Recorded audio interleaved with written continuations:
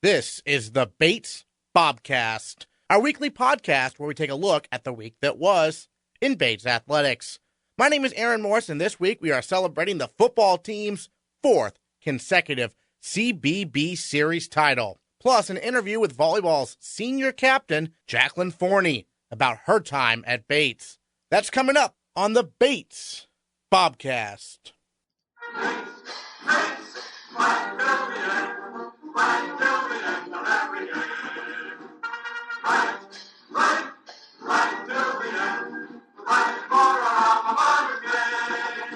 The football team defeated Bowdoin 24-17 Saturday at Garcelon Field on Senior Day. The senior class became the first in program history to defeat Bowdoin and Colby all 4 years, helping the Bobcats win their fourth consecutive CBB series title. Bowdoin took a 3-0 lead with 4:42 to go in the first quarter, but it took Bates just 14 seconds to take the lead back. Makes something happen with his feet. Costa on the move across the 40, across midfield. He's at the 30, 20, 10. Touchdown!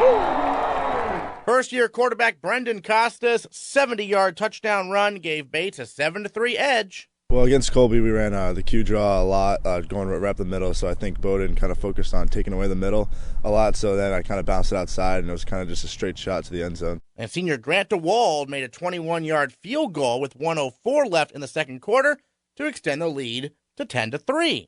The Bobcats got the ball to start the third quarter, and first-year Jaason Lopez added to the Bates advantage with his fifth touchdown of the season. First and 10 from the 37-yard line. This time a sweep down to the left, and he is gone. Jaason Lopez into the end zone for the touchdown. 37 yards for the speedy Lopez. Costa loves the excitement his fellow first-year brings to the table. He's so focused all the time, and the kid's fast. Like, once he gets in open space, there's no catching Jaason. With 6:14 left in the third quarter, Bowdoin cut the lead to 17-10 thanks to an 8-yard touchdown pass. But Bates responded early in the fourth quarter. Third and goal from the 1. Back to Flaherty, over left tackle and in for the touchdown. Maine native Kyle Flaherty's second touchdown of the season extended the Bobcat advantage to 24-10. But Bowdoin was not done. After Bates fumbled a punt, Noah Nelson found Gregory Olson for a 26-yard touchdown, trimming the lead to 24-17. With 2 minutes remaining in the game, Bowdoin had one last chance, moving the ball to the Bates 35-yard line. But then, the Bates defense made a game-clinching play. Pressure coming. He eludes one tackler, going deep, looking for the wide receiver, and it's picked off. Picked off by Bates. And picked off by Devin Clyburn. First-year Devin Clyburn's interception marks the first of his collegiate career. It was great. It felt good to know that, sealed the game. Definitely, it feels good to play well in a big game and definitely get a win.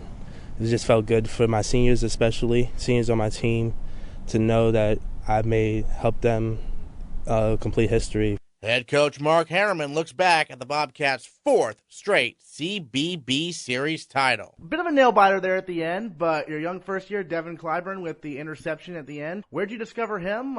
He's got the height. I know he didn't play his senior year of high school, but he's clearly got the ability to play in the NESCAC. Yeah, no, Devin's a very good athlete. Duncan Averill did a great job through the recruiting process with him and kind of identifying him as someone that fit our profile both academically and the type of athlete that we were looking for. So he's just really progressed. I think it was, again, missing his senior year. It's taken him a little while to get back in the swing of things. But he's, in the last few weeks, he's really come on. Yeah, I mean, he's obviously earned a spot in the starting lineup. What do you see from him in practice that got him that spot? His ability to break on the football. I mean, at that position, that's everything. And obviously, it's unusual, especially at this level, to have a 6'2" guy that can do that. And that's, it's a great benefit when we start matching up with some of the taller receivers in the conference. Obviously, Costa, the big run in the first half. You guys ran the ball the most of the game. Was that the game plan coming in, or is that the way the game developed? I don't think we'd ever go into the game saying we're going to throw the ball 5 times in a game. You know, it was what they were giving us, and at the time, you know, I think what happened, obviously later in the game, you become a little bit more conscious of the clock. They were doing a really good job of, you know, they're a little more old-fashioned. They huddle a lot, so they were eating up some pretty good time on the clock. So we needed to take advantage of you know, that in the second half is once we had the lead of making sure that the clock continued to run. Right, because I know, Bowdoin did have the ball a lot in the first half. It seems like your defense was able to maintain, though, their aggression, and they didn't tire out too badly, did they? Yeah, no, you know, again, some of it we didn't do a great job of stops in, you know, upfield, but once we got them down into the red zone, hot zone, I thought defensively really did a great job with that. You know, certainly that could have been different from the standpoint of, you know, we had a 4th down stop down there. Obviously, the block, you know, John Lindgren blocked field goal, so some big plays down there. Well, yeah, John Lindgren, NESCAC Defensive Player of the Week, a guy who's been, you know, that single high safety the entire season, really, and he's really starting to come into his own all over the field. What have you seen from him? Just more confidence. You know, I think it's just, again, he's a guy that, you know, played some special teams for us a year ago and is now going into his 9th game of the season. So he's, again, progressed really well, done a great job of learning every week what our expectations are for him, and then going out, and I thought, you know, as you said, did a great job executing on Saturday. And he was able to bounce back, because I know he had that one fumbled punt, but then it didn't affect his defense at all, it seemed like. No, he, you know, again, I think you got guys that have to have the ability, especially as a defensive back, to have the ability to come back, whether you get beat for a pass or something happens like that, and really put it behind you and move on. And he did a great job with that. Is the secondary, coming together here late in the season one of the main reasons you think the team has started to, get on the right track? Yeah, I think overall defensively, we've been able to get more pressure on the quarterback. I mean, a lot of times it gets hung on the DBs that we're not covering guys and doing that. When you look at it, when the quarterback's actually just got too much time to throw the ball. So there's that fine line. We don't want to always have to pressure to get pressure on the quarterback. We don't want to always have to blitz to get pressure on the quarterback. And when you do that, obviously you do leave your defensive backs out to dry a little bit, so I think it's been a steady growth of the guys up front being able to get better pressure, and again our young guys in the secondary understanding where they need to be. Nice senior day for Max Brescia out there, wasn't it? Yeah, no, had another great game. I mean, he did had against Colby. He was our game ball recipient, one of them, and along with McCoy Nickel, and just did a great job of putting 2 back-to-back games together. You touched on offensively. Frank Williams didn't have a long touchdown run or anything, but it seems like what he was doing out there was really working the whole game, wasn't it? Yeah. Frank's just. I look at the guys that have played that slot back position for us that have been kind of consummate football players, and he's certainly one of those. I mean, the block he threw on Brendan's run in the first half was, he and Brian Daly actually both had great blocks on that, and again, sometimes you see your marquee players, and that's the one thing that they don't do well, is that blocking for other people. And Frank did a great job with that. And then, the one thing that I thought his last run of the game, which was about a 25-yard gain, was as much of an individual effort. He broke and spun off a tackle and then broke another tackle, and next thing you know, he's 25 yards downfield. So to me, that run right there was just kind of highlighted what he's all about. And then you touched on his block on Costa's run. Looks like Costa shook that initial defender in the backfield, and after that, once he gets to the second level, it's pretty hard to stop him, isn't it? Yeah, and they were in man coverage, and both, as I said, Frank and Brian Daly realized that, so they ran their guys off, and then did a great job sustaining their blocks. And it's hard. Brendan is one of those guys that being one-on-one with somebody is probably going to be the battle that he wins, and then it was kind of just off to the races. This group of first years, Lopez, Costa, Clyburn emerging. I mean, are they some of? I mean, you don't want to, denigrate anyone else, but I mean, this first year class must leave you pretty optimistic, right? Yeah, I mean, I think again, I think there's some very dynamic players in that class. It's they've really come together as a unit. I mean, there's some other guys. Again, we've got some guys up front. Ramon Ruiz playing nose guard for us as a first year. Jack Riga has been playing linebacker for us. Unfortunately, got hurt last week. And then we've had a bunch of guys that have stepped in, on and on and on special teams. David Campbell, Liam Spillane, so there's a bunch of guys that are, they're kind of flying below the radar. But I think overall it's a very good class.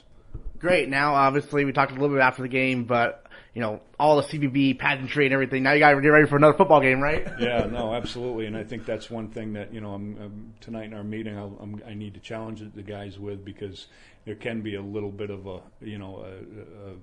lull from the standpoint of all the great things that go along with the CBB chase and all that, and coming back and playing a team that I think is very similar to what we are, and again, in the last 2 years we haven't been successful against them, so it's one that for me personally I think is a really important game for us. Right, because the seniors are looking to book in their careers with a second win over Hamilton, right? Yeah, no, absolutely, and just setting ourselves apart a little bit from having that third win sets us apart, certainly, from Bowdoin, Colby, and Hamilton. So that's something we'd like to do. Head coach Mark Harriman, thanks so much. Thank you.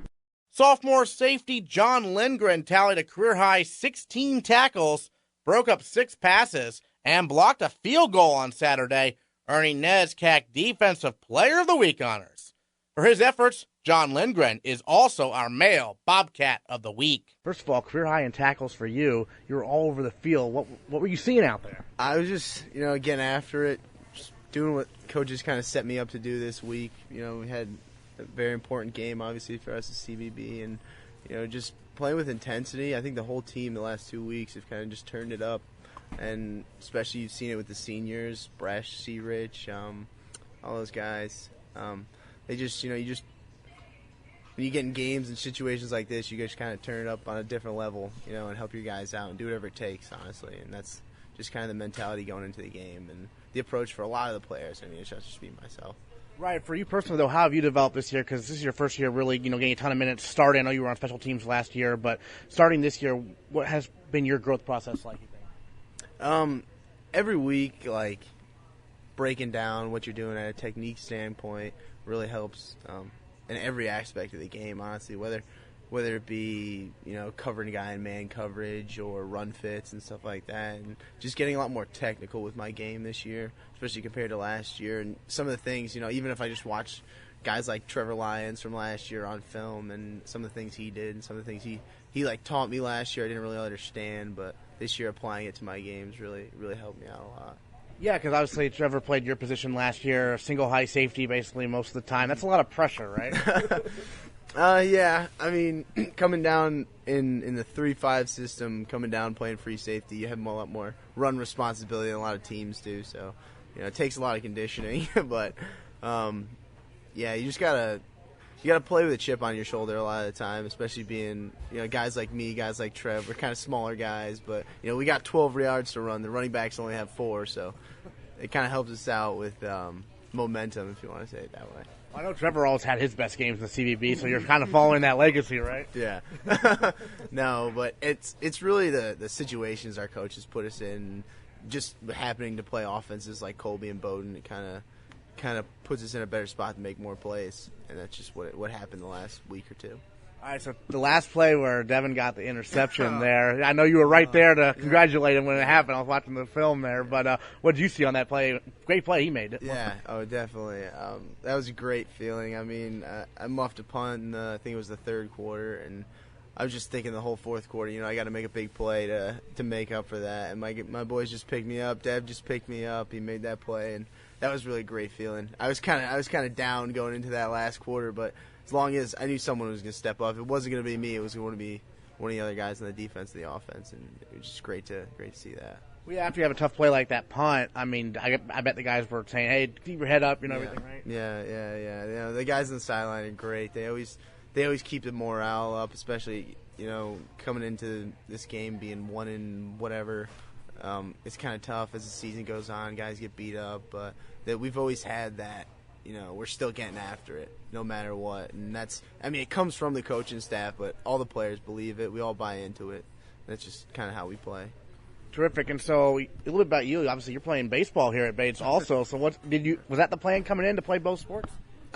Yes. Originally, I just got recruited to play football here, but I was probably better at baseball in high school, and I always had a passion for baseball. And it's not that I've ever liked one more; it just depends on the season.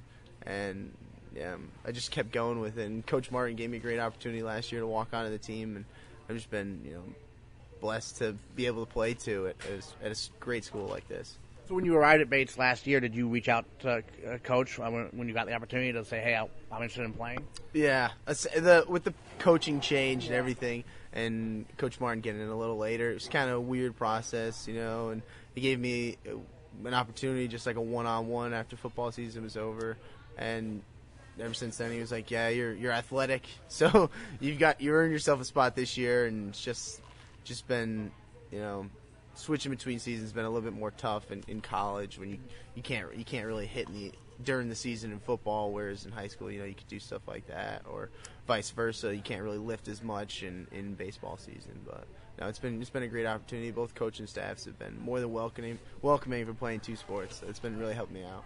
Sure. So you mentioned you were recruited for football. So how did the decision-making process go? When did you first hear about Bates? Were you familiar with it beforehand? Oh, yeah. It was a really, really strange process getting recruited for me. I got a phone call maybe a day before the application was due to apply to Bates, and it was Coach Averill, actually. He saw some tape on me, and he said, "You know what? We'd love to have you up here. Why don't you send an application?" I knew nothing about Bates. I knew nothing about the NESCAC, especially like coming from where I'm from. No one really even goes to school in the NESCAC, and I honestly couldn't see myself anywhere else right now. 2 years ago, I would have no idea I'd be at Bates, but it's worked out for the best. Had you ever even been to Maine before? Maine, yes. My family loves Maine. Okay. My family loves Maine. But other than that, I've been to Maine. I've never heard of Bates, Bowdoin, any of those schools. Right. So what was your introduction to the CBB like to learn about how important the rivalry was? Oh, yeah. The seniors last year really set the tone, but every senior group, they know what it means, and the coaching staff really lets us know what it means. And, we have an opportunity to make something out of the season every year regardless of how the other games go. And it's really important, like, at a moral standpoint, do something for these seniors. And that's pretty much, like, what it's been the last couple of years. You mentioned your people at your high school didn't really go to NESCAC schools, but you're from Connecticut, right? Connecticut, yeah. A little bit stranger part of Connecticut. It's not what you usually think. I'm from close to Hartford, probably 20 minutes, and everyone goes to UConn. Okay. Everyone goes to UConn where I'm from, and the college process is pretty unnerving for me, not really knowing where I was going until I ended up, like, especially as an athlete, usually you like to know, like, before your senior season at least, but I didn't commit to Bates until like the last possible day. I think it was May something, and it's worked out great for me, honestly. Did you get a chance to visit the campus beforehand or anything? I did come on a visit with Coach Averill and Andrew Jacqueline, who couldn't play this year or last year, but he's from around the area for me, and I've known him since I played against him in high school. So he was really he made me feel pretty welcomed up here, even though I never even heard about the place. Yeah. Great. And this, thoughts on what it meant to capture that CBB yet again? Oh yeah, I think it's part of the coaching staff. The coaching staff's made it like we know we have to do this, and I think that's a great mentality, especially hearing the stories when we would never win it, and now it's like a staple in every season. We're gonna go out, we're gonna get this done. The volleyball team fell in the NESCAC quarterfinals to top-seeded Tufts on Friday by a count of 3-1. After dropping the first set 25-16, Bates came up just short in the second set by a count of 25-23. They prevailed in the third set 25-23, but fell 25-19 in the fourth set, ending their season with an overall record of 12-14. For senior captain Jacqueline Forney, This marked her final match as a Bobcat. She tallied a match-high 31 assists and added 16 digs. Forney averaged a career-best 9.62 assists per set this season, finishing second in the NESCAC in that category. And she is our female Bobcat of the week. We knew going into it was going to be a tough match for sure. But we spent the whole week preparing for it and didn't go in our favor. But it was a good last showing of our team, and I'm really excited to see sort of where the team takes it in off season and how it motivates them to come back next year and hopefully take that game from Tufts. So. What did Coach say afterwards to the team?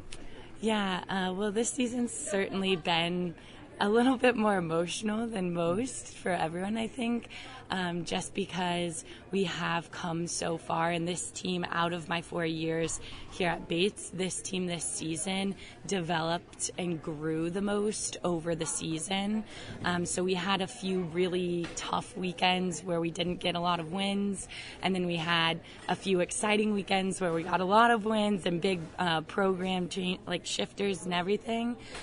So it was a lot of up and down, so we didn't really have necessarily consistency. But Coach just after the game was just saying how much, she obviously loved all of us outside of her family and how it's going to be difficult.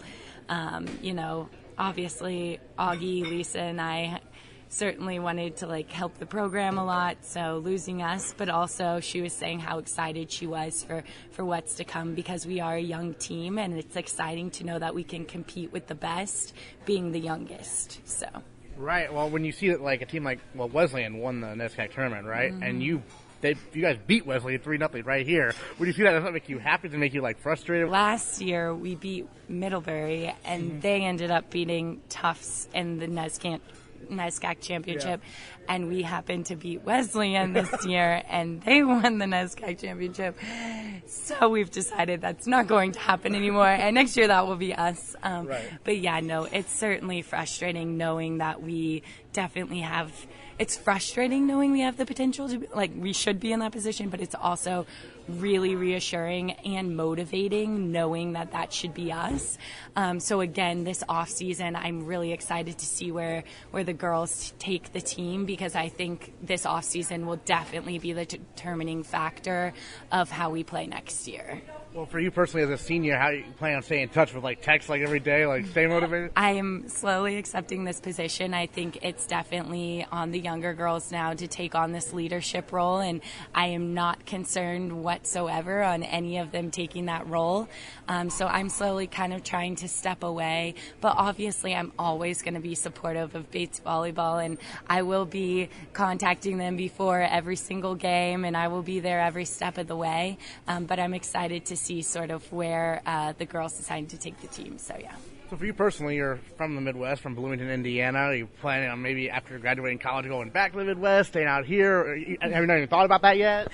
Yeah, no, I mean, it's certainly obviously a pretty stressful position to be in. But I mean, just being at Bates in general has helped me so much through figuring out what I want to do post-grad. Last semester I was in Washington, D.C. and was there this summer doing a few internships. So post-grad I will definitely be enrolled in a graduate program, whether that's law school, an MPA program or MPP program, and then working concurrently. So I'm pretty set on knowing what I'm going to be doing, just not exactly what school and where I'll be. So. What do you think the rest of this year will be like in terms of looking forward? Yeah, it's something I've been trying to grasp this past weekend, and it's been a little difficult, but also just trying to take it in with my team because we did have a really special bond this year. Most everywhere we went, we had at least someone from that school that we were visiting comment on how close our team dynamic is just perceived by other people, and it really is something that we had that was very special this year. And so taking that time in with my teammates, but just moving forward, athletics in general, that's always going to be a big part of my life. It is in my family, so wherever I end up being, I know I'll certainly find a way to get involved, whether it's volleyball, basketball is really big in my family, just staying connected with some sort of athletics with a school or something. So yeah. This was the third year for Coach Duran as the head coach. So how have you seen her grow as a head coach here at Bates?